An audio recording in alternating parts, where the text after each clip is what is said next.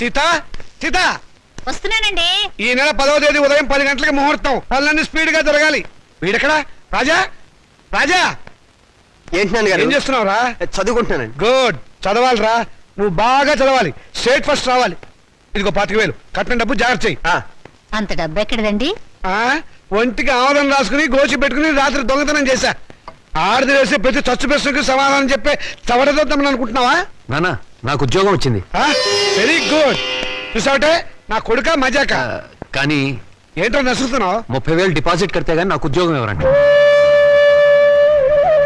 30,000? నాన్న, వెద ఉద్యోగం పోతే పోయింది. ఇవాళ కాకపోతే రేపు వస్తుంది. ముందు చెల్లి పెళ్లి ముఖ్యం. పెళ్లి వాళ్ళు కాకపోతే రేపు అవుతుందిరా. ఉద్యోగం రేపు రాదు. కట్టం డబ్బు 25,000 ఉంది కదా, తీసుకెళ్లి డిపాజిట్ కట్టు. మరి పిల్ల పెళ్లి ఆగిపోతుందే. ఇది అన్యాయం నాన్న. ఒకరికి న్యాయం జరగాలంటే ఇంకొకరికి అన్యాయం జరగాలి, తప్పదు. ఇంకో 5,000 తగ్గుతుంది నాన్న. ఆడపిల్లల ఒంటి మీద నగలున్నాయి కదా, వాటితో అడ్జస్ట్ అవుదాంలే. ఈ పెళ్లి ఆగితే అది చస్తుంది. చస్తే చస్తుంది, నాకు ఖర్చు తగ్గుతుంది. పక్క పెళ్లి ఆగిపోతే నేను ఊరుకోను. ఏం తిరుగుబాట? పొరపాటు జరిగినప్పుడు తిరుగుబాటు తప్పదు. ఒక బిడ్డ కడుపు కాల్చి ఇంకో బిడ్డ కడుపు నింపాలనుకోవడం అన్యాయం. ఒంటెల మీద కొట్టినప్పుడే ఓర్చుకున్నాను. ఈ చెంపదెబ్బ భరించలేనా? పాపం పిచ్చిది, పెళ్లి మీద ఆశలు పెట్టుకుంది. ఈ పెళ్లి ఆగితే దాని గురించి లోకం ఎన్ని రకాలుగా మురుగుతుంది. అమ్మాయి అన్నది నిజమే కదండి. ఇది ఆడవాళ్ళ రాజ్యం కాదు, నా రాజ్యం, నా కొడుకుల రాజ్యం. నోరు మూసుకో. ఏ తప్పు మాట్లాడిందని నోరు మూసుకోవాలి? మీ అధికారం అహంకారం మా స్వేచ్ఛని ఎంతకాలం ఇలా చంపుతాయి? ఏ మగపిల్లలతో సమానంగా బతికే హక్కు కూతుళ్ళమైన మాకు లేదా? లేదు. ఎందుకు లేదు? ఇలాంటి పిచ్చి ప్రశ్నలు అడిగే రోజులు వస్తాయనే. ఆ రోజుల్లో ఆడపిల్ల పెద్ద మనిషి కాకుండానే పెళ్లి చేసేవారు. ఒకరు సస్తే సగామనం చేయించేవాడు. చేయకపోతే గుండు గీసి ముసుగేసి మూల కూర్చోబెట్టేవాడు. అంతెందుకు, మనకు 2 చేతులు ఉన్నాయి. కుడి చేతుకున్న విలువ ఎడమ చేతుకుందా? లేదు. ఒక శరీరంలో బాగలేక ఎంచేత జీవితంలోనూ అంతే. కొడుకున్న విలువ కూతుళ్ళకి లేదు. మాకు జవసత్వాలు ఉడిపోతే మా నోట్లో ఇంత జవ పోసేది కొడుకు. రేపు చస్తే కొరువు పెట్టేది కొడుకే, ఊరిది ఎత్తిపోసేది కొడుకు, పిండాలు పెట్టేది కొడుకు, ఆఖరికి పున్నామ నరక నుంచి తప్పించేది కొడుకే. అది పిచ్చి నమ్మకం. మీ వీప్ మీద ఎన్ని పుట్టుమచ్చలున్నాయో మీరు చూసారా? చూడలేరా? కానీ పున్నామ నరకం చూసినట్టు మాత్రం మాట్లాడతారా? పెట్టిన పిండాన్ని ఆడకాకులు మగ కాకులు కలిసే తింటాయి. కాకులకున్న స్వతంత్రం కూడా మాకు లేదా? కాకులు పితృదేవతలైనప్పుడు కన్న కూతుళ్ళు కావలసిన వాళ్ళు కారా? మరైతే నాకు పెళ్లి కాదా? ఏడిస్తే వాళ్లకు మరీ చులకనగా ఉంటుందక్క. కన్నీళ్లు తుడుచుకో. పరిస్థితి అర్థమైందిగా. నా మాట విను. మళ్ళీ కాలేజీలో చేరి చదువుకో. చదివించడానికి నా దగ్గర లంకె బిందెలు లేవు. ఉన్నా దాంట్లో ఉన్న బంగారం అంతా మీ కొడుకులకి ఇవ్వండి. ఆ ఖాళీ బిందులు మాకిస్తే మేము నీళ్లు మోసుకుని బ్రతకడానికైనా పనికొస్తాయి. మౌనిక, అక్కడ నేను చదివించుకుంటానులేండి. మా నాన్నగారు మన ఫస్ట్ నైట్ ని అమెరికాలో ఏర్పాటు చేద్దాం అనుకున్నారు. అమెరికా అయినా అనకాపల్లైనా సీన్ ఇదే కదా. సీన్ అంటే నేను చెప్తాను కదా.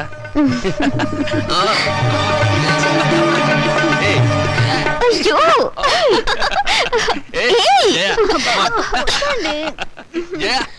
ఏంటిది?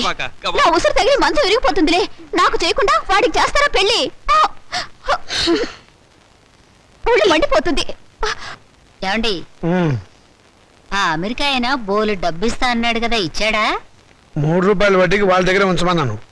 పోనీ ఓ 50,000 అడిగి తీసుకోపోయారా? ఆడపిల్లలు పెళ్లిళ్ళు చేసేవాళ్ళం. మధ్యలో డబ్బు తీస్తే వడ్డీ దండగే ఉండని. సరే. అయ్యో, అక్కడ శోభనం కూడా అయిపోయింది. నా పెళ్లి కూడా చేస్తే ఒక పని అయిపోయేదిగా. వీళ్ళెప్పుడు ఇంతే, ఒళ్ళు మండిపోతుంది.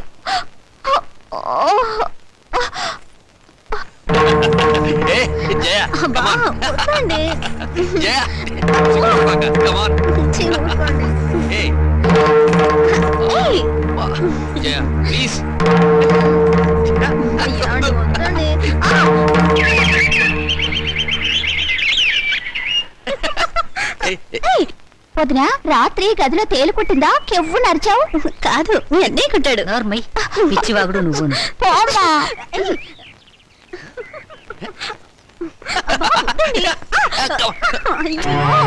అమ్మా, ఎదిగిన ఆడపిల్లలు ఇంట్లో ఉన్నారు.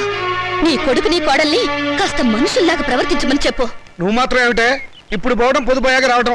ఇది సంసారం చేసే గొప్పేనా? రాత్రి పడగదిలోంచి వచ్చిన శబ్దాలు విని నాకు అదే అనుమానం వచ్చిందమ్మా. ఏ ముద్దు విన్నావా దాని మాటలు? ఊరికే కనిపారేయటం కాదు, ఆడపిల్లల్ని ఎలా పెంచాలో కూడా తెలియాలి. ఇప్పుడు ఏమందండి అది? చిన్నమ్మాయి నీతో చెప్పడం కంటే ఆ చెడుతో మొత్తుకోవడం బెటర్. అబ్బా, నాన్నకి ఆవేశం నా పెళ్లి విషయంలో ఉండుంటే ఎప్పుడో నా పెళ్ళైపోయేది. ఛీ, నా కర్మ. గట్టిగా కొట్టుకోవే, పేలన్నా చేస్తాయి. చాలమ్మ నువ్వు. Very good very good. చూడండి రామచంద్రయ్య గారు, మా అమ్మాయిని మీ అబ్బాయికి ఇచ్చి చేయడంలో ఏం అభ్యంతరం లేదు. కానీ ఏమిటి మీ సందేహం చెప్పండి. మీ రెండో అమ్మాయిని మా ఏకైక కుమారుడికి ఇచ్చి చెయ్యాలి. అంతకంటే మహద్భాగ్యమా? తప్పకుండా చేద్దామండి. అయితే ఒక విషయం, మా వాడికి కొంచెం పిచ్చి ఉంది. ప్రస్తుతం వాడు పిచ్చాసుపత్రిలో ఉన్నాడు. అయినా సరే మీరు ఈ పెళ్లికి ఒప్పుకుంటేనే మా అమ్మాయి మీ ఇంటికి వాళ్ళు అవుతుంది. దాందే ఉందండి, గొప్ప గొప్ప మేధావులందరూ అలాగే ఉంటారు. అంతెందుకు పాత అర్థాంగ సినిమాలో అక్కినే నాయకులకు పిచ్చుంటే సావిత్రి మార్చుకోవాలా? అంతెందుకు ఈ మధ్య వచ్చిన ఆబద్ధాంధుడు చిత్రంలో ఆ హీరోయిన్ అదే మీనాక్షి శేషాద్రిని ఆ హీరో ఎవర్రా? చిరంజీవి గారు అచ్చు నాలాగే ఉంటారు. అచ్చు మావాడిలాగానే ఉంటాడు, మార్చుకోవాలా? అలాగే ఇది నాన్న, అవి సినిమాలు, జీవితం కాదు. జీవితాలు చూస్తే సినిమాలు తయారు చేస్తారు. నువ్వు నోరు మూసుకో. నోరు మూసుకుని ఇన్నాళ్ళు బ్రతికాను. మౌనిక, చూడండి సార్, మాకు తండ్రి లేడు, ఆయన దేశాల మీద పోయాడు.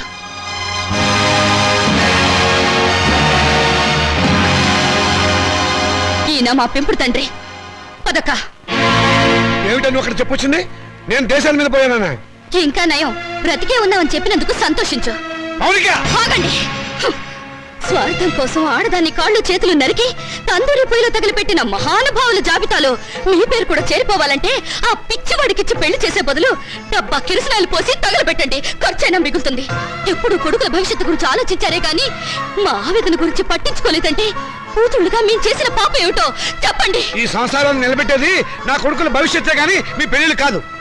మాకు పెళ్లిళ్ళు అవసరమని మేమెవరితోనన్నా లేచిపోతే బయట ఏడ్చి కట్నం ఖర్చు తగ్గినందుకు లోపల సంతోషపడతాను. శభాష్!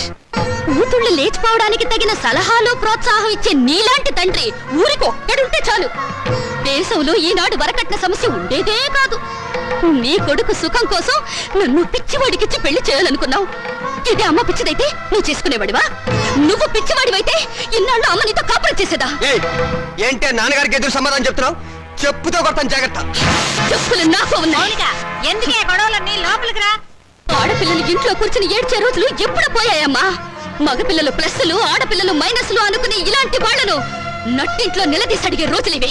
నట్టింట్లో కాకపోతే నడు రోడ్డు మీద నిలబడవే. నువ్వు అర్ధరాత్రి వరకు ట్యూషన్ల పేరుతో ఎవరెవరితో తిరుగుతున్నావో, ఏ లాడ్జిల్లో కుదురుతున్నావో ఎవరు తెలుసు?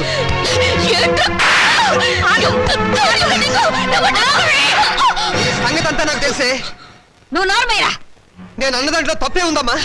దీని చెడుతురులకు రేపు కడిపైతే తలదించుకోవాల్సింది మేము. విన్నావమ్మా, వీడు నేను చెడిపోయానంటున్నాడు. ఆడపిల్ల తన దాపరికాలు తల్లి దగ్గర దాచదు కదమ్మా. నేనెంత మందితో తిరిగాను, ఎంత బాగా చెడిపోయాను నువ్వే వీడికి చెప్పమ్మా. హారిక, ఓ వీళ్ళు నీ కొడుకులే కదూ? కొడుకులు కొరివి పెడతారని మమకారంతో కూతుళ్ళకు తల కొరివి మీరు పెడతారా? నాన్న, మీరు స్వర్గంలో సంసారం చేస్తే మగపిల్లలు, నరకంలో సంసారం చేస్తే మేం పుట్టావా? ఏనన్నా, పసితనంలో మగపిల్లలకు పనికిరాని బట్టలు మాకు తొడిగి స్కూలుకు పంపారు. అప్పుడు దేవుటని అడిగే తెలివి లేదు. వయసు వచ్చాక చిరిగిపోయిన నీ కొడుకుల లుంగీలను లంగాలుగా మార్చి మమ్మల్ని కట్టుకోమన్నారు. అప్పుడు వా తెలిసినా అడిగే ధైర్యం లేదు. ఈ రోజు నేను చెడిపోయానని నింద వేసి నా శీలం మీద వీళ్ళు బురద చల్లారు. చెడిపోయిన కూతురు ఇంట్లో ఉంటే వ్యాపారం చేసుకోక ఇంకా నీకు వీళ్ళకు ఉద్యోగాలు ఎందుకు? ఒకరు బస్ స్టాండ్ లో, ఒక రైల్వే స్టేషన్ లో నిలబడి ఖాతాలు తెస్తారు. నువ్వు ఇంట్లోనే ఉండి వ్యాపారం చూసుకో. నా రేటు ఎంత అని అడగను, నా రేటు పెంచమని డిమాండ్ చేయను. నీ కొడుకులు చదువులకే కాదు, వీళ్ళిద్దరు బిల్డింగ్లు కట్టుకోవడానికి కూడా ఈ కూతురు ఉపయోగపడుతుందని నువ్వు తెలుసుకో. విలువేంటో తెలియాల్సిన అవసరం ఇక్కడ ఎవరికి లేదు. నువ్వు నోరు మూసుకుని లోపలికి వెళ్ళు. పోతాను. నేను ఇక్కడే ఉంటే నిజంగానే నన్ను చెడగొట్టి ఆ డబ్బుతో మీ అవసరాలు తీర్చుకుంటాను. మిమ్మల్ని మీ ఇంటిని విడిచిపెట్టి వెళ్తే తప్ప నేనుగా బ్రతకలేను. మౌనిక, ఆగు, నేను నీతో పాటు వస్తాను. నువ్వెక్కడికే? మౌనిక ఎక్కడుంటే నేను అక్కడే ఉంటాను.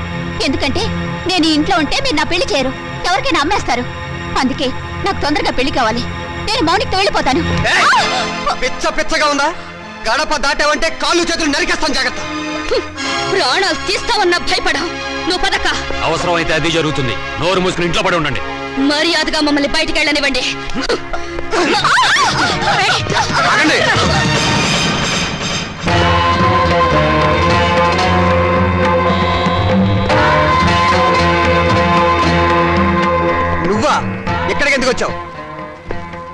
దుష్ట శిక్షణ కోసం, స్త్రీల రక్షణ కోసం. నువ్వేమైనా కృష్ణ పరమాత్ముడువా? అయితే నీకున్న గోపికలో దీని నంబర్ అంతా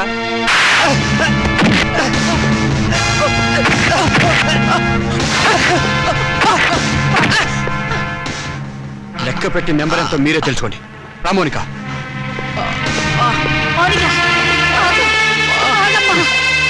తీసుకెళ్ళి బాబు.